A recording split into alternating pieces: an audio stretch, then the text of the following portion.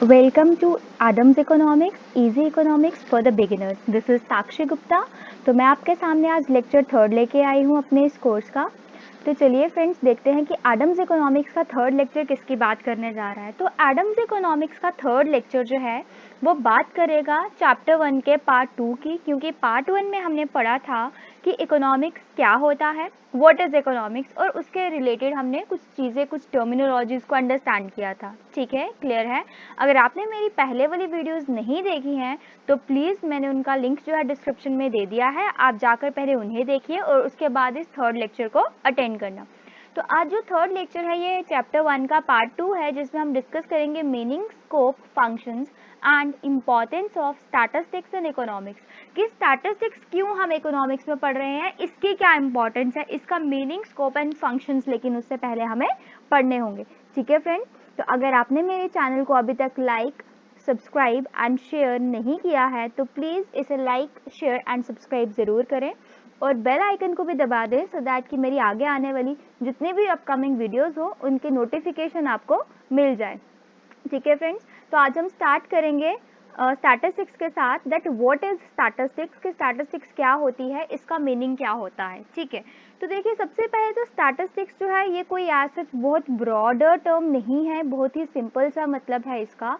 ये सिर्फ एक मेथड कह लो या कोई टूल कह लो जिसके ज़रिए हम लोग जो न्यूमेरिकल डाटा है उसके डिसीजंस को अंडरस्टैंड कर पाते हैं। मीन्स जो न्यूमेरिकल डाटा है उसको हम रीड कर पाते हैं, पढ़ पाते हैं कि ये न्यूमेरिकल डाटा जो है क्या बताना चाहता है, क्या कहना चाहता है, एंड उसके बेसिस पे हम जो है क्या कर सकते हैं, डिसीजंस ले सकते हैं। ठीक है, किसी को कहीं पे भी किसी भी पार्ट पे कोई डाउट होगा तो प्लीज़ मुझे कमेंट सेक्शन में कमेंट करके बता दीजिएगा, मैं आपके वो सारे डाउट्स अपने नेक्स्ट लेक्चर में क्लियर कर दूंगी। तो उसके बाद नेक्स्ट आ जाता है, लेकिन अब हमने बात कही कि हमने कहा कि न्यूमेरिकल डाटा को, जो न्यूमेरिकल सेट ऑफ डाटा होता है उसको अंडरस्टैंड करने के लिए हमें कुछ टूल्स की ज़रूरत पड़ती है, कुछ मेथड्स की ज़रूरत पड़ती है, एंड वही एक टूल या मेथड हम कह सकते हैं कि वो स्टैटिस्टिक्स है। ठीक है, अब स्टैटिस्टिक्स को जब हम डिफाइन करते हैं तो हम इसको टू सेंसेस में पढ़ते हैं।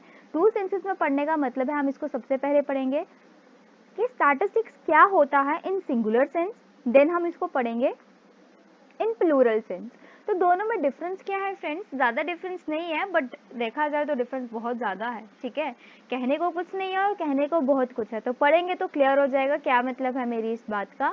कि सिंगुलर सेंस की जब हम बात करते हैं तो इसमें हम मैथड्स एंड टेक्निक्स को पढ़ते हैं, और वो मैथड्स एंड टेक्निक्स कौन सी मैथड्स एंड टेक्निक्स होती हैं, वो मैथड्स एंड टेक्निक्स जो रिलेटेड होती हैं कलेक्शन ऑफ डाटा से, ऑर्गेनाइजेशन ऑफ डाटा से, क्लासिफिकेशन ऑफ डाटा से, प्रेजेंटेशन ऑफ डाटा से, analysis of data and interpretation of data. ठीक है, ये जो भी चीजें इन 6 पार्ट्स को डील करती हैं उनको हम कहते हैं सिंगुलर सेंस। स्टैटिस्टिक्स इन सिंगुलर सेंस मींस जब हम डाटा इन चीजों में पढ़ते हैं तो उसको हम कहते हैं स्टैटिस्टिक्स इन सिंगुलर सेंस। और वही फ्रेंड्स जब हम पढ़ते हैं प्लूरल सेंस में, तो प्लूरल सेंस का क्या मतलब होता है कि ये भी डाटा के साथ ही डील करता है, ये भी डाटा की ही बात करता है, फैक्ट्स एंड फिगर्स की ही बात करता है, उन्हीं के बारे में बताता है। लेकिन ये किन फैक्ट्स एंड फिगर्स की बात करता है, ये उन फैक्ट्स एंड फिगर्स की बात करता है जो कि सिस्टमैटिकली एक सिस्टम के थ्रू, एक टेक्निक को चूज करने के बाद कलेक्ट किए जाते हैं, एंड किसी डेफिनेट, किसी पर्टिकुलर काम के लिए उनको कलेक्ट किया जाता है।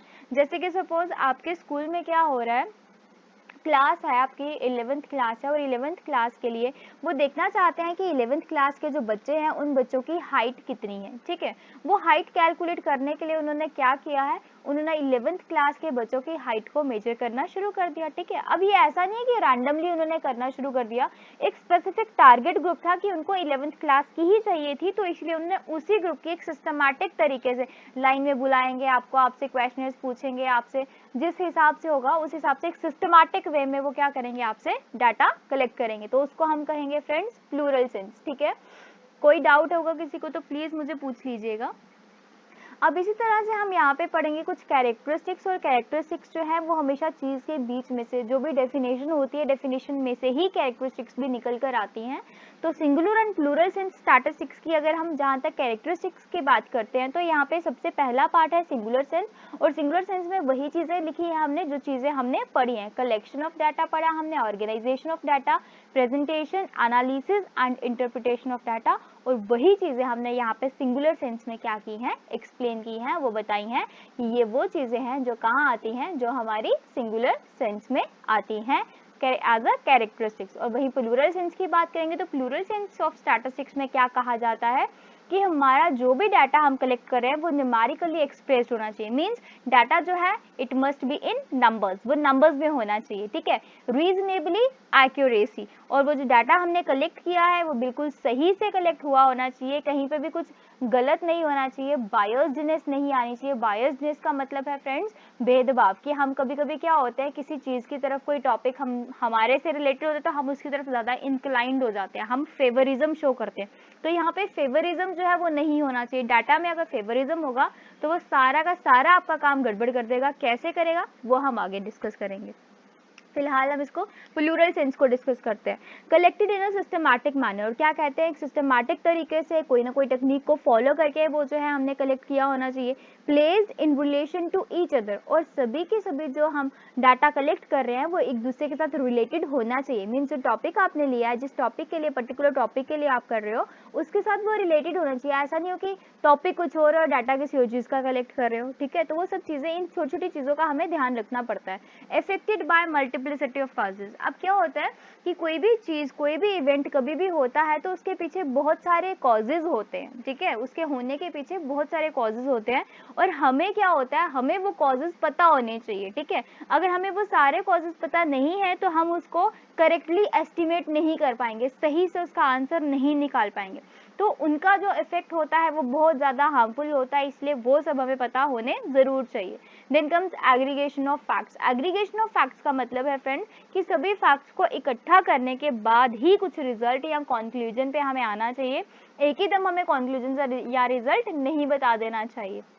देन प्री डिटरमाइंड पर्पस, ये तो मैंने आपको पहले ही बताया कि प्री डिटरमाइंड पर्पस का मतलब है कि जो भी आपने काम किया है, ठीक है, जो भी आपने डाटा कलेक्ट किया है वो किसी स्पेसिफिक काम के लिए, एक आपका टारगेट है, एक आपका पर्पस है जो कि आपने पहले से ही डिसाइड करके रखा हुआ है। प्री डिटरमाइंड का मतलब है प्री डिसाइडेड पर्पस, जिसके लिए आप कर रहे हो उसको ही हम प्लूरल सेंस कहते हैं, ठीक है फ्रेंड्स। उसके बाद हम कब से डाटा डाटा डाटा की बात करे जा रहे हैं, तो सबसे पहले देख लेते हैं कि डाटा होता क्या है। डाटा जो है वो दो तरह का होता है, एक होता है क्वालिटेटिव डाटा, एक होता है क्वांटिटेटिव डाटा। जब हम स्टैटिस्टिक्स की बात करते हैं तो यूजुअली हम यहाँ पे जो है क्वांटिटेटिव डाटा ही इस्तेमाल करते हैं, हम यहाँ पे क्वालिटेटिव डाटा को अंडरटेक नहीं करते हैं, ठीक है। अब क्वालिटेटिव डाटा को भी समटाइम्स हम अंडरटेक करते हैं, बट उसके डिफरेंट टेक्निक्स हैं, वो हमें यहाँ पे नहीं डिस्कस करनी है। यहाँ पे हमें सिर्फ क्वांटिटेटिव डाटा को डिस्कस करना है, क्योंकि हमारा जो सिलेबस है वो प्रिसाइजली क्वांटिटेटिव डाटा के ऊपर ही बेस्ड ऑन है, ठीक है ना। तो क्वालिटेटिव डाटा जो है ऐसा डाटा होता है जो न्यूमेरिकल टर्म्स में हम जिसको कैलकुलेट नहीं कर सकते, जैसे कि आपकी ब्यूटी है, आपकी इंटेलिजेंस है, आपका हार्डवर्क है, हाउ लेबोरियस यू आर। तो ये सब चीज़ें जो है हम इसको क्वांटिटेटिवली चेक नहीं कर सकते, हम इसको न्यूमेरिकल टर्म्स में नहीं चेक कर सकते। तो इसीलिए इन चीज़ों को हम क्या कहते हैं, हम कहते हैं क्वालिटेटिव।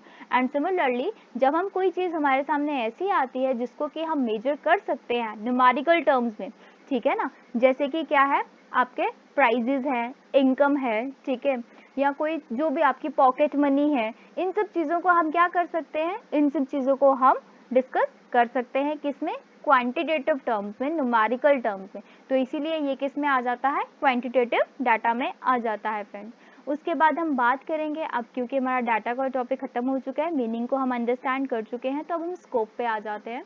तो जब भी स्कोप की बात आती है तो स्कोप में हमें तीन चीज़ों का मेजर जो है मिक्सचर मिलता है। वो तीन चीज़ें क्या हैं, nature of statistics, subject matter of statistics and it's limitation.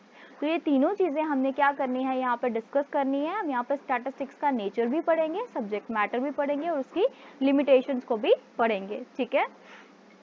तो यही देखेंगे अभी कि क्या है इसका सब्जेक्ट मैटर, क्या है इसकी लिमिटेशंस और क्या है इसकी नेचर ऑफ स्टैटिस्टिक्स। तो ये देखिए स्कोप में हम आ जाते हैं, नेचर ऑफ स्टैटिस्टिक्स हमारी पहला पॉइंट है, तो हम इसी को सबसे पहले डिस्कस करेंगे, नेचर ऑफ स्टैटिस्टिक्स को। अब नेचर ऑफ स्टैटिस्टिक्स की, जब भी किसी चीज़ की नेचर को जानने की बात आती है तो नेचर में हमें क्या पता करना होता है कि क्या ये एक साइंस है या एक आर्ट है। अब साइंस क्या होते हैं, साइंस मीन्स जो फैक्ट्स के ऊपर बेस्ड ऑन हो, जिसमें सिस्टमैटिक तरीके इस्तेमाल हुए हो, उसको हम साइंस कहते हैं। और आर्ट किसको कहते हैं? जिसकी प्रैक्टिकल एप्लीकेबिलिटी हो। प्रैक्टिकल एप्लीकेबिलिटी का मतलब है कि वो चीज़ प्रैक्टिकल होनी चाहिए, ठीक है ना, मतलब कि उसकी कोई इम्प्लीकेशन होनी चाहिए, वो अप्लाई होनी चाहिए। अगर वो एप्लीकेबल है तो हम उसको आर्ट कहेंगे, अदरवाइज हम उसको आर्ट नहीं करेंगे। तो जहाँ तक बात स्टैटिस्टिक्स की है, तो स्टैटिस्टिक्स के लिए आंसर इज वेरी सिंपल, क्योंकि ये तो दोनों ही चीज़ें हैं। अब हम कैसे कह सकते हैं कि ये दोनों चीज़ें हैं? ठीक है, जब तक हमारे पास कोई रूल नहीं होगा, जब तक हमें इसका कोई लॉजिक नहीं पता होगा, कोई रीज़न नहीं पता होगा, तो हम कैसे जस्टिफाई करेंगे अपने इस आंसर को, ठीक है ना। तो हमने क्या कहा कि इसके लिए हमने जस्टिफिकेशन दे दी कि क्योंकि ये स्टडी करता है न्यूमेरिकल डाटा को, और किस तरीके से स्टडी करता है वो बहुत इंपॉर्टेंट है। ये साइंटिफिकली एंड सिस्टमैटिकली जो है क्या करता है, स्टडी करता है न्यूमेरिकल डाटा को। साइंटिफिकली एंड सिस्टमैटिकली का मतलब है कि एक प्रॉपर मैथडोलॉजी को फॉलो करके ये जो है उसको स्टडी करता है। अगर ये प्रॉपर मैथडोलॉजी को फॉलो नहीं करे तब यहाँ पे हम इसको साइंस नहीं करेंगे। लेकिन क्योंकि ये प्रॉपर मैथडोलॉजी को, रूल्स को, मेथड्स को फॉलो कर रहा है, एंड सबके लिए मेथड जो है वो यूनिवर्सल है, और वो मेथड जो है किसके ऊपर अप्लाई हो रहे हैं, फैक्ट्स के ऊपर अप्लाई हो रहे हैं। तो इसीलिए हम क्या कहेंगे कि स्टैटिस्टिक्स जो है वो क्या है, वो एक साइंस है, ठीक है। कोई डाउट है फ्रेंड्स यहाँ पे किसी को? तो प्लीज़ मुझे कमेंट सेक्शन में कमेंट करके बता दीजिए, या कोई भी पार्ट क्लियर नहीं हो रहा है तो प्लीज़ मुझे बता दीजिए। अब वही हम आर्ट की बात करते हैं कि हमने कहा कि ये आर्ट भी है, तो ये आर्ट कैसे है वो देख लेते हैं। क्योंकि ये क्या करता है, जो क्वांटिटेटिव डाटा इसने कलेक्ट किया है, उसी क्वांटिटेटिव डाटा को ये रियल लाइफ प्रॉब्लम्स के साथ डिस्कस करता है, उसके साथ रिलेट करता है। अब कैसे रिलेट करता है? क्योंकि अब रियल लाइफ प्रॉब्लम्स क्या है सबसे पहले फ्रेंड्स? पॉवर्टी, अनएम्प्लॉयमेंट, ठीक है, लिटरेसी रेट, सेक्स रेशो, ये सारी की सारी हमारी रियल लाइफ प्रॉब्लम्स हैं। अब इन्हीं रियल लाइफ प्रॉब्लम्स की जब हम बात करते हैं और इनमें हम देखते हैं कि किस तरह से क्वांटिटेटिव डाटा की हेल्प से हम इसको इजीली अंडरस्टैंड कर सकते हैं। पॉवर्टी का रेशियो क्या है, what is the poverty line कितनी है, बिलो द पॉवर्टी लाइन कितने हैं, अबव द पॉवर्टी लाइन कितने लोग हैं, तो उससे हमें एग्जैक्ट नंबर जो है इनका मिल जाता है कितने आसानी से। तो मतलब इसको हम प्रैक्टिकल अप्लाई भी कर रहे हैं लोगों के ऊपर, है ना। तो इसीलिए ये क्या बन जाएगा, ये एक आर्ट भी बन जाएगा। तो इस तरह से हम कह सकते हैं कि ये एक साइंस भी है और ये एक आर्ट भी है। अब सेकेंड चीज जो है स्कोप के अंदर, वो है हमारा सब्जेक्ट मैटर ऑफ स्टैटिस्टिक्स। क्या है friends? Subject matter of statistics, ठीक है। तो सब्जेक्ट मैटर की जब हम बात करते हैं तो सब्जेक्ट मैटर होता है किसी भी चीज का कि वो किस किस चीज को डिस्कस कर रहा है, क्या क्या वो उसमें कवर कर रहा है, उसकी कवरेज कितनी है, उसकी बाउंड्री कितनी है। तो जहाँ तक बात स्टैटिस्टिक्स की है फ्रेंड्स, इसकी बाउंड्री बहुत ज़्यादा वाइडेंड अप हो चुकी है अब, जो कि पहले नहीं थी। और इसके पीछे एक रीज़न है, वो रीज़न है न्यूमेरिकल फैक्ट्स। क्योंकि हमने पढ़ा कि स्टैटिस्टिक्स जो है वो किसको स्टडी करता है, न्यूमेरिकल फैक्ट्स को स्टडी करता है। और आज की जो डेट है फ्रेंड्स, वो डिजिटलाइजेशन की डेट है, जिसमें सब कुछ डिजिटल हो चुका है और सभी चीज़ें जो है न्यूमेरिकल फैक्ट्स के ऊपर ही बेस्ड ऑन है, जिसकी वजह से स्टैटिस्टिक्स की रेलिवेंस और इसका स्कोप भी क्या हो गया है, बढ़ गया है। और अब हर फील्ड में इसकी रिक्वायरमेंट है, फिर चाहे वो फील्ड इकोनॉमिक्स की हो, चाहे बिजनेस इंडस्ट्री हो, चाहे मेडिसिन हो, फिजिक्स हो, केमिस्ट्री हो, या कोई भी हो। लेकिन हम इसको हर एक फील्ड के अंदर जाके कैसे पढ़ेंगे, वो डिफिकल्ट काम आ जाएगा ना। हम कैसे हर एक फील्ड के अंदर जाके इसके सब्जेक्ट मैटर को अंडरस्टैंड कर सकते हैं? नहीं कर सकते हैं। सो इसके लिए एक ईजी वे हमने ढूंढा है, वो क्या है कि हमने इसके सब्जेक्ट मैटर को दो पार्ट्स में डिवाइड कर दिया है, ठीक है फ्रेंड्स। जैसे कि आप यहाँ पे देख सकते हैं, फर्स्ट पार्ट है आपके पास descriptive statistics and the other part is inferential statistics. ये दो पार्ट्स है इसके, डिस्क्रिप्टिव एंड इन्फ्रेंशियल। अब जैसे कि इनके नाम ही बता रहे हैं, डिस्क्रिप्टिव स्टैटिस्टिक्स क्या होता है? डिस्क्रिप्टिव स्टैटिस्टिक्स होता है जहाँ पे चीज़ों को सिंपली डिस्क्राइब किया जाता है। जो भी डाटा सेट आपको दिया जाएगा, बस आपको सिर्फ उसको डिस्क्राइब करना है कि ये डाटा सेट क्या बता रहा है, ठीक है। उसके बारे में एडिशनल कोई इन्फॉर्मेशन आपको उसमें ऐड ऑन नहीं करनी है, ना तो उसका कॉज देखना है, ना तो उसका इफेक्ट देखना है। जो सामने है बस वही पढ़ना है, वही बताना है। और ये कब होता है? जब हम चार्ट्स को स्टडी करते हैं, जब हम ग्राफ्स को स्टडी करते हैं, जब हम डायग्राम्स को स्टडी करते हैं, ठीक है फ्रेंड्स। और वहीं जब हम इन्फ्रेंशियल स्टैटिस्टिक्स की बात करेंगे, तो इन्फ्रेंशियल स्टैटिस्टिक्स में क्या होता है कि हमें जो भी कुछ हमने डिस्क्राइब किया है, जो भी कुछ हमने पढ़ा है, स्टडी किया है, उसके बेसिस पे हमें कंक्लूजन्स भी निकालनी है। ठीक है फ्रेंड्स, इन्फ्रेंशियल में क्या करना है, हमें कंक्लूजन्स निकालनी है, हमें रिजल्ट्स निकालने हैं। और जब वो कंक्लूजन या रिजल्ट्स हमारे पास आ जाते हैं, फिर उन्हीं रिजल्ट्स को अप्लाई करना है पूरी पॉपुलेशन के ऊपर। अब ये पॉपुलेशन क्या है? पॉपुलेशन तो यूजुअली जनसंख्या को कहा जाता है ना। यहाँ पे हम पॉपुलेशन किसको कह रहे हैं फ्रेंड्स? हमारे पास दो चीजें होती हैं स्टैट्स में, एक होता है सैंपल, एक होता है पॉपुलेशन। अब सैंपल क्या होता है? सपोज आपकी क्लास में 60 स्टूडेंट्स हैं और मुझे आपकी क्लास के बच्चों का डाटा कलेक्ट करना है ऑन देयर हाइट्स के ऊपर। ठीक है, तो जो 60 के 60 टोटल बच्चे हैं ना, वो मेरी पॉपुलेशन है, क्योंकि मुझे उन सबके लिए डाटा चाहिए। लेकिन मैंने क्या किया, मैंने सोचा अब इतने सारे बच्चों का डाटा कौन कलेक्ट करेगा, मेरा तो बड़ा ज़्यादा टाइम लग जाएगा, है ना। तो मैंने क्या किया, कुछ 5 या 10 बच्चे ले लिए और उन 10 बच्चों की हाइट को मेजर कर लिया, और हाइट मेजर करने के बाद जो भी एवरेज हाइट मेरे पास निकल के आई, उसी को अप्लाई कर दिया सभी के ऊपर। ठीक है फ्रेंड्स, मैंने क्या किया, उसी हाइट को अप्लाई कर दिया सभी के ऊपर। तो जो ये 10 या 5 बच्चे मैंने उठाए थे, ये है मेरा सैंपल, इसको मैं कहूंगी सैंपल। और जब इसी के थ्रू मैंने यही चीज अप्लाई कर दी पूरी की पूरी पॉपुलेशन के ऊपर, पूरे के पूरे 60 बच्चों के ऊपर, तो वो 60 बच्चे क्या बन जाएंगे, मेरी पॉपुलेशन बन जाएंगे। ठीक है फ्रेंड्स, मैंने क्लियर कर दिया ये पॉइंट यहाँ पे। अगर इसमें कोई डाउट हो तो प्लीज मुझे पूछ सकते हैं आप। अब यहाँ पे क्या है, अब ये होता किसके थ्रू है, किस तरह से हम ये चीज कर सकते हैं इन्फ्रेंशियल स्टैटिस्टिक्स। तो इसके लिए हम measures of central tendency use करते हैं, डिस्पर्जन, कोरिलेशन, रिग्रेशन, प्रोबेबिलिटी, ये सब चीजें हम इसमें क्या करते हैं, यूज करते हैं। ठीक है, तो अब आगे वाले पार्ट पे चलते हैं, जो कि हमारा है फंक्शंस ऑफ स्टैटिस्टिक्स। अब देखिए, स्कोप में मैंने आपको 3 चीजें बताई थी कि हम लोग कवर करेंगे। ठीक है, क्या क्या 3 चीजें मैंने आपको बताई थी कि हम स्कोप में कवर करेंगे? Nature of statistics, subject matter of statistics and limitations, जिसमें से फर्स्ट 2 तो हम कर चुके हैं, नेचर भी हो गया हमारा एंड उसके बाद सब्जेक्ट मैटर ऑफ स्टैटिस्टिक्स भी हो गया। लेकिन लिमिटेशंस हमने अभी नहीं किया। क्यों नहीं किया फ्रेंड्स? क्योंकि लिमिटेशंस को हम एट द एंड करेंगे। ठीक है, अपनी स्लाइड के एंड में हम लिमिटेशंस को पढ़ेंगे, इसीलिए हम फंक्शंस पे मूव ऑन कर रहे हैं। तो फंक्शंस और इंपॉर्टेंस ऑफ स्टैटिस्टिक्स हमें पढ़नी है। फंक्शंस ऑफ एंड इंपॉर्टेंस में ज़्यादा डिफरेंस नहीं है, ये दोनों चीज़ें मोर और लेस सिमिलर ही हैं। ठीक है, तो फंक्शंस की बात करते हैं। वैसे तो स्टैटिस्टिक्स के बहुत सारे फंक्शंस हैं, लेकिन यहाँ पे हम इसके सिर्फ कुछ फंक्शंस को पढ़ेंगे जो इंपॉर्टेंट है और जो इजी हैं, जो आपको इजीली याद हो जाएं। ठीक है ना। अब यहाँ पे क्या कहते हैं, स्टैटिस्टिक्स जो है वो सिंप्लीफाई करता है कॉम्प्लेक्स फिनोमिना को। अब ये सिंप्लीफाई कैसे करता है? कोई भी कितनी भी कॉम्प्लेक्स चीज़ क्यों ना लिखी हो आपके सामने, ठीक है, या आपके सामने कुछ चीज़ लिखी है, सिंपल है शायद आपके सामने, लेकिन आपको वो ऐसे इंसान को समझानी है जो कि कम्प्लीटली इलिटरेट पर्सन है, तो आप उसको कैसे समझाओगे? अपनी भाषा में तो नहीं समझा सकते, क्योंकि उसको तो समझ आएगा नहीं। तो आप क्या कर सकते हैं, आप उसको कोई चार्ट या कोई ग्राफ प्लॉट करके या कोई डायग्राम ड्रॉ करके अगर आप उसको समझाएंगे, तो उसको वो चीज़ें बड़ी आसानी से समझ आ जाएंगी। तो लेकिन ये टूल्स किसके हैं? ये टूल्स तो स्टैटिस्टिक्स के हैं। तो हमने क्या किया, कॉम्प्लेक्स फिनोमिना को, कॉम्प्लेक्स सिचुएशन को भी हमने सिंप्लीफाई करके समझा दिया। It presents data in an easy to understand way. आपके सामने 2 पेज की चिट्ठी लिख के किसी ने भेजी, ठीक है, और आपको क्या कहा कि इसका कंक्लूजन लिख के बताओ। वो आसान है, या अगर आपको किसी ने टैबुलर फॉर्म में कोई चीज़ भेजी है तो उसका कंक्लूजन लिखना आसान है? ऑब्वियसली टैबुलर फॉर्म का। ठीक है ना। तो वही चीज़ है कि हम यहाँ पे टैबुलर फॉर्म में चीज़ों को, डाटा को ऑर्गेनाइज कर सकते हैं, प्रेजेंट कर सकते हैं, जिसकी वजह से वो इजीली अंडरस्टैंडेबल हो जाता है। सबसे बड़ा जो पॉइंट है इसका वो ये है कि ये सभी फैक्ट्स को नंबर्स में एक्सप्लेन करता है, और जो कहीं ना कहीं इसका पॉजिटिव पॉइंट है, जिसके ऊपर पूरी स्टैटिस्टिक्स जो है वो डिपेंड करती है। ठीक है फ्रेंड्स, तो अब हम किसकी बात कर रहे हैं? अब हम बात कर रहे हैं अपने नेक्स्ट पॉइंट की।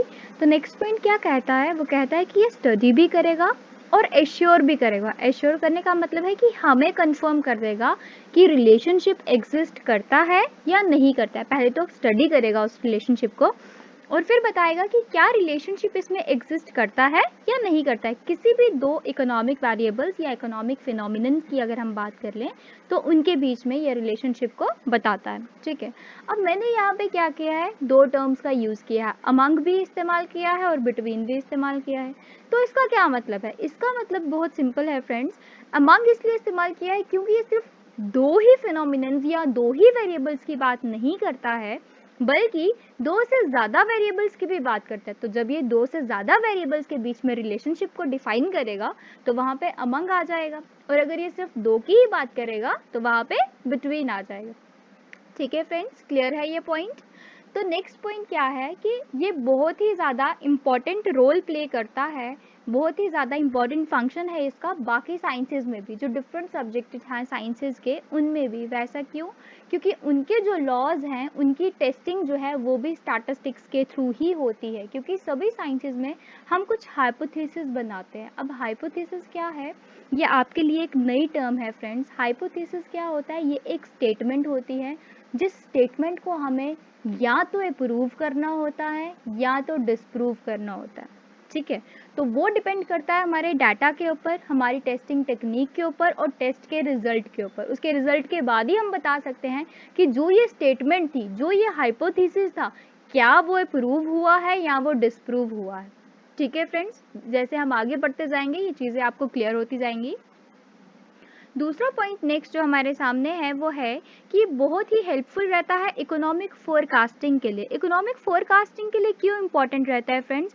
क्योंकि ये डील करता है डाटा सेट के साथ, ट्रेंड्स के साथ। ठीक है, जो चीज़ ट्रेंड को पड़ेगी तो ट्रेंड में हमें पता चल जाएगा कि पिछले लास्ट 2 सालों में या 3 सालों में किस हिसाब का ट्रेंड रहा है और कौन सी प्रेजेंट सिचुएशंस रही हैं। अगर उन्हीं सेम सिचुएशंस में आगे भी रहती हैं और उन्हीं सेम सिचुएशंस में हम आगे के टाइम पीरियड को फोरकास्ट करना चाहते हैं तो हम बड़े ही आसानी से उसको कर सकते हैं, क्योंकि मोर और लेस जो है साइकिल जो है वो सिमिलर वे में, व्हील जो है वो सिमिलर वे में ही क्या करेगा, सर्कुलर मोशन में फ्लो करेगा। ठीक है ना, उसमें ज़्यादा चेंजेस नहीं आएंगे। अगर सारी सिचुएशन, सारी कंडीशन सेम है तो वो इकोनॉमिक फोरकास्टिंग आराम से कर सकते हैं। ज़रूरी नहीं है कि फोरकास्टिंग बिल्कुल एक्यूरेट हो, लेकिन मोर और लेस वो एक्यूरेसी के पास ज़रूर पहुंच जाएंगे। तो उसके लिए भी ये बहुत इंपॉर्टेंट इसका फंक्शन रहता है। और जो हमारा लास्ट फंक्शन है जो कि बहुत ही ज़्यादा इम्पॉर्टेंट है फ्रेंड्स, कि इसके डाटा के थ्रू हमें ये पता चल जाता है कि कितने लोग जो हैं वो पोअर हैं, पॉवर्टी में आते हैं, बीपीएल में आते हैं, कितने एपीएल में आते हैं, कितने अनएडुकेटेड हैं। ठीक है ना, तो जब ये सभी चीज़ें, छोटी छोटी चीज़ों के ऊपर डाटा हमारे पास होगा, कितने लैंडलेस हैं, कितने होमलेस हैं, तो उनके रिस्पेक्ट में गवर्नमेंट क्या करेगा, न्यू पॉलिसीज़ लाएगा, सो दैट कि उन लोगों को, वो जो आउटस्ट्रेच सेक्शन है सोसाइटी का, उसको बेनिफिट मिल सके। तो वो बेनिफिट कैसे मिलेगा फ्रेंड्स? वो बेनिफिट तभी मिलेगा जब हमारे पास उसका इकोनॉमिक डाटा जो है वो अवेलेबल होगा। ठीक है फ्रेंड्स, अब आगे बात करते हैं हम इम्पॉर्टेंस ऑफ स्टैटिस्टिक्स की। तो जैसा मैंने आपको पहले ही कहा था कि importance of statistics and functions of statistics में ज़्यादा डिफरेंस नहीं है, मोर और लेस इनके पॉइंट्स काफ़ी सारे सिमिलर होने वाले हैं। जैसे कि first point, it is a quantitative expression of an economic problem. हम सब जानते हैं इकोनॉमिक प्रॉब्लम क्या है, पॉवर्टी है, अनएम्प्लॉयमेंट है, प्राइस राइज है, लिटरेसी है, ठीक है, हेल्थ इश्यूज हैं, ये सब इकोनॉमिक प्रॉब्लम्स हैं। और जब हम स्टैटिस्टिक्स में इनको पढ़ते हैं तो क्या होता है, यही इकोनॉमिक प्रॉब्लम्स जो है वो हमें क्वांटिटेटिव एक्सप्रेशंस में दिखती हैं, वो हमें डाटा की फॉर्म में दिखती हैं, जिसको कि हम इजीली कैलकुलेट कर सकते हैं, जिसके रिजल्ट्स हम फाइंड कर सकते हैं और इजीली हम उसको इंटरप्रेट कर सकते हैं। नेक्स्ट आ जाएगा कि ये किस लिए एनेबल करता है एक इकोनॉमिस्ट को। स्टैटिस्टिक्स जो है वो एक इकोनॉमिस्ट को एनेबल करता है सो दैट कि वो क्या कर सके, जो भी इकोनॉमिक फैक्ट्स हैं उनको प्रिसाइजली और एक पर्टिकुलर फॉर्म में सबके सामने ला के दिखा सके। और वो कब होगा, जब फैक्ट्स की प्रेजेंटेशन होगी। और प्रेजेंटेशन कौन एलो करता है, स्टैटिस्टिक्स, तो इसीलिए ये इसकी इम्पोर्टेंस है। देन और क्या करता है, ये हमारे डाटा को बहुत ज़्यादा कंडेंस कर देता है। कंडेंस करने का मतलब है, जैसे सपोज अभी हमने पीछे एग्जाम्पल एक पढ़ी थी इसी स्लाइड में, हाइट्स की, है ना। तो अगर मुझे 60 स्टूडेंट्स हैं आपकी क्लास में और आपके 60 के 60 स्टूडेंट्स की मुझे हाइट्स मेजर करनी है, so it will take a lot of time, ये बहुत टाइम लेगा, है ना। और टाइम के साथ साथ ये क्या करेगा, मेरी एनर्जी को भी यूटिलाइज करेगा, है ना। मैं थक जाऊंगी, एग्जॉस्ट हो जाऊंगी, या जो भी कर रहा होगा पर्सन वो एग्जॉस्ट हो जाएगा। तो उस चीज़ को सेव करने के लिए हम क्या कर सकते हैं, हम उस चीज़ को फ्यू न्यूमरल मेजर्स में भी एक्सप्रेस कर सकते हैं। फ्यू न्यूमरल मेजर्स में कैसे, कि अगर हमने वहाँ से सिर्फ कोई 10 स्टूडेंट्स का डाटा ले लिया और उस 10 स्टूडेंट के डाटा को हमने क्या कर दिया, एप्लीकेबल कर दिया पूरी क्लास के ऊपर। ठीक है, मोर और लेस हमने क्या किया, डिफरेंट वैरायटीज़ के बच्चे जो है वो उठा लिए, उनकी एजेस ले, उनकी हाइट्स ले ली, एंड उन हाइट्स को उसके बाद हमने क्या कर दिया, उनको एप्लीकेबल कर दिया पूरी पॉपुलेशन पे, पूरी क्लास पे। तो जब हमने पूरी क्लास पे उसको एप्लीकेबल कर दिया तो उसने क्या किया, मुझे कंडेंस फॉर्म में मुझे data without wasting my time मुझे क्या हो गया, मिल गया। नेक्स्ट पॉइंट है, it is helpful in finding relationship. ये पॉइंट हम पीछे डिस्कस कर चुके हैं कि किस तरह से वो अमंग एंड बिटवीन वाला पॉइंट जो मैंने आपको बताया, इकोनॉमिक फोरकास्टिंग वाला पॉइंट भी हमने डिस्कस कर लिया, देन फॉर्मुलेटिंग नेसेसरी पॉलिसीज वाला पॉइंट भी हमने डिस्कस कर लिया। तो नेक्स्ट जो पॉइंट आता है हमारे पास वो है helpful in solving economic problems, कि ये जो है इकोनॉमिक प्रॉब्लम्स को भी सॉल्व करता है। ऑब्वियसली सबसे पहले क्या किया इसने, इकोनॉमिक प्रॉब्लम जो भी थी, सपोज पॉवर्टी ले लेते हैं, उसकी क्वांटिटेटिव एक्सप्रेशन कर दी। ठीक है, क्वांटिटेटिव एक्सप्रेशन करने के बाद उसके ऊपर पॉलिसीज लगा के तो उसको क्या कर दिया, इंप्रूव कर दिया लोगों का स्टेटस। तो जब लोगों का स्टेटस इंप्रूव हो गया तो ऑब्वियसली वो प्रॉब्लम सॉल्व हो जाएगी, है ना। तो इस तरह से ये प्रॉब्लम को, इकोनॉमिक प्रॉब्लम को सॉल्व भी करता है। और नेक्स्ट पॉइंट जो है वो बहुत ही इंपॉर्टेंट है कि ये कॉज एंड इफेक्ट रिलेशनशिप को जो है ना स्टडी करता है। डाटा सेट जो भी हो उसमें ये क्या देखता है कि जो भी डाटा हम पढ़ रहे हैं, जो भी चीज़ हम देख रहे हैं, इस अगर ये ऐसी है तो ऐसी क्यों है, क्या कॉजेज रहे इसके पीछे के, ठीक है ना। और अगर हमें कोई कॉज मिलते हैं, बहुत सारे कॉजेज मिलते हैं, तो ये सब कॉजेज मिलके क्या इफेक्ट कर सकते हैं वो चीज़, ठीक है। तो ये दोनों चीज़ों को, या तो अगर हम दो वेरिएबल्स को अंडरस्टैंड कर रहे हैं तो उन दो वेरिएबल्स के बीच में कौन सा एज अ कॉज आएगा, कौन सा एज अ इफेक्ट आएगा, उस चीज़ को ये क्या करता है, अंडरस्टैंड करवाता है। देन लास्ट पॉइंट है इसका इम्पोर्टेंस का, कि ये क्या करता है, इंटरसेक्टोरल एंड इंटरटेम्पोरल कंपैरिजंस करता है। इंटरसेक्टोरल तो क्लियर होगा मुझे लगता है काफ़ी सारे बच्चों को, लेकिन अगर नहीं क्लियर है तो मैं बता देती हूँ। Intersectoral means with in the sectors जो है ये कंपैरिजन करता है। अब विद इन द सेक्टर्स कैसे करता है, सेक्टर्स में क्या होता है कि हमारे जैसे सपोज हमने कहा कि 3 सेक्टर्स है, primary sector, secondary sector and tertiary sector, ठीक है। तो इन तीनों सेक्टर्स के बीच में जो कंपैरिजन है कि किसको कितना रिक्वायरमेंट है, किसको कितनी इम्प्रूवमेंट की ज़रूरत है, कौन सा सेक्टर कहाँ पे किस जगह से किस वजह से पीछे रह रहा है, तो उसको कैसे इम्प्रूव करना है, वो सब चीज़ें हमें इससे क्लियर हो जाती हैं। दूसरी टर्म हमने यहाँ पढ़ी इंटरटेम्पोरल कंपैरिजन। इंटरटेम्पोरल होता है फ्रेंड्स जो कि अनकम्पेरेबल चीज़ें होती है, जैसे कि पास्ट एंड प्रेजेंट को कोई बोले कंपेयर करने के लिए तो कोई कर सकता है, नहीं कर सकता, लेकिन स्टैटिस्टिक्स कर सकता है पास्ट और प्रेजेंट को कंपेयर। कैसे कर सकता है statistics, with the help of its tools, अपने टूल्स की हेल्प से, जैसे कि ये फोरकास्टिंग करता है वैसे ही ये इसको भी कर सकता है। ठीक है फ्रेंड्स, आई होप मैं इंपॉर्टेंस सबको क्लियर कर पाई हूँ। सो अब लास्ट टॉपिक जो है हमारा इसका चैप्टर 1 का वो है लिमिटेशंस। तो अब हम इसकी कुछ लिमिटेशंस जो है उनको अंडरटेक करेंगे। तो सबसे पहली लिमिटेशन ही यही है कि ये सिर्फ न्यूमेरिकल डाटा को स्टडी करता है एंड क्वालिटेटिव डाटा को जो है नहीं करता, ठीक है, इग्नोर कर देता है उसका क्वालिटेटिव एस्पेक्ट। यहाँ पे एक मिस्टेक हो गई है फ्रेंड्स, ये क्वांटिटेटिव लिखा है, यहाँ पे क्वांटिटेटिव नहीं है, this is actually qualitative.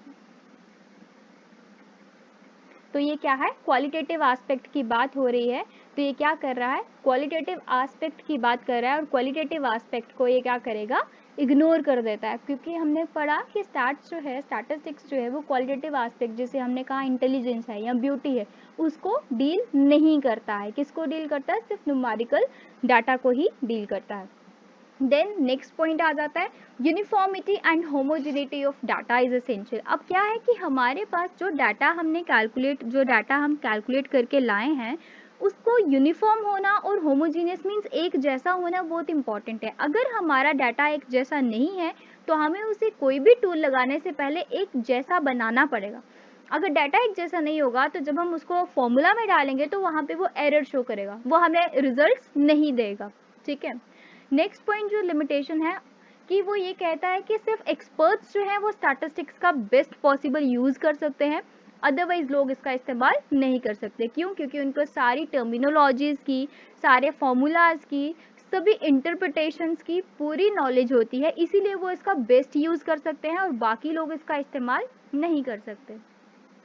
Next point है it doesn't deal with individual items, ये इंडिविजुअल आइटम्स के साथ डील नहीं करता। जैसे कि मैंने आपको बताया कि जब भी डाटा कलेक्ट होगा तो वो हमेशा मासेस के लिए होगा, पॉपुलेशन के लिए होगा, जैसे 60 स्टूडेंट्स का होगा या पूरे स्कूल का होगा या पूरी कॉलोनी का होगा या एक लोकेलिटी का होगा, कभी भी एक इंडिविजुअल आइटम का, इंडिविजुअल पर्सन का नहीं होगा, ठीक है। और उसके बाद कहते हैं कि this data can also be misused, और ये जो स्टैटिस्टिक्स का डाटा है ये मिसयूज भी हो सकता है। अब मिसयूज कैसे हो सकता है, जैसे कि मैंने पीछे अभी इसी स्लाइड में एक पॉइंट डिस्कस किया था बायस्डनेस का। बायस्डनेस में हमने पढ़ा कि वहाँ पे फेवरिज्म आ जाता है, ठीक है। तो अगर जो हमारा डाटा कलेक्टर है, जो भी कलेक्ट करने गया है पर्सन, वो बायस्ड हो जाए, वो फेवरिज्म दिखाए किसी भी डाटा सेट के लिए, जो डाटा वो कलेक्ट करने गया उसके लिए अगर वो फेवरिज्म दिखाता है, तो वो कभी भी डाटा जो लिख के लाएगा वो एक्यूरेट डाटा नहीं होगा, वो मिसकंसेप्टेड डाटा होगा, ठीक है। तो जब मिसकंसेप्टेड डाटा को हम कैलकुलेट करेंगे तो उसके जो रिजल्ट्स हैं वो कैसे होंगे, वो भी गलत आएंगे। तो जब रिजल्ट्स गलत आएंगे तो डाटा क्या हो जाएगा, मिसयूज हो जाएगा ना। तो गवर्नमेंट का इतना टाइम, इतनी मनी, सब कुछ वेस्ट हो जाएगा, ठीक है। तो इसीलिए इस चीज़ का हमें खास ध्यान रखना होता है।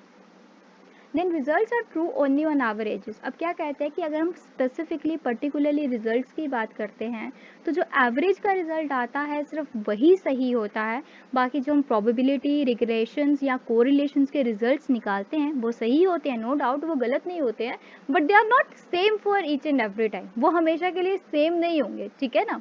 वो कुछ भी हो सकते हैं, एज पर depending upon the data set के ऊपर डिपेंड करके वो कुछ भी हो सकते हैं, ठीक है। उसके बाद कहते हैं too many methods to study problems. Problems तो हैं, इकोनॉमिक प्रॉब्लम्स भी हैं, सोशल प्रॉब्लम्स भी हैं, बहुत सारी प्रॉब्लम्स हैं, लेकिन उन प्रॉब्लम्स को स्टडी करने के लिए जो मेथड्स हैं, जैसे मेजर्स ऑफ सेंट्रल टेंडेंसी में ही हम बात कर लें तो उसी में हमारे पास मीन, मीडियन, मोड आ जाता है, ठीक है। फिर मेजर्स ऑफ डिस्पर्जन की बात करें तो उसमें range, quartile, interquartile range, standard deviation and many more formulas are there. तो कहते हैं कि प्रॉब्लम्स तो हैं, लेकिन जब फॉर्मूलाज इतने सारे होंगे तो वो तो कंफ्यूज कर देंगे, पता ही नहीं चलेगा कि किस टाइम पे कहाँ पे क्या पढ़ना है ना। तो वो कंफ्यूजन जो है वो माइंड में क्रिएट हो जाएगी, जिसकी वजह से हम जो सही फॉर्मूला लगना होगा वो शायद अप्लाई ना हो पाए, ठीक है। तो ये सारी इस तरह की प्रॉब्लम्स जो हैं वो यहाँ पे फेस करने को मिल सकती हैं, ठीक है फ्रेंड्स। तो अगर आपको मेरा ये आज का लेक्चर पसंद आया हो तो प्लीज़ इसे लाइक, शेयर एंड सब्सक्राइब करना ना भूलें। Thanks friends. और हाँ, मैं इसमें डिस्क्रिप्शन के लिंक में मैंने पिछली दोनों वीडियोस का लिंक डाल दिया है, अगर आपने पिछली 2 वीडियोस नहीं देखी हैं तो प्लीज़ उसे देख लें, और कहीं पे भी कोई डाउट हो तो मुझे कमेंट कर दें। Thank you so much.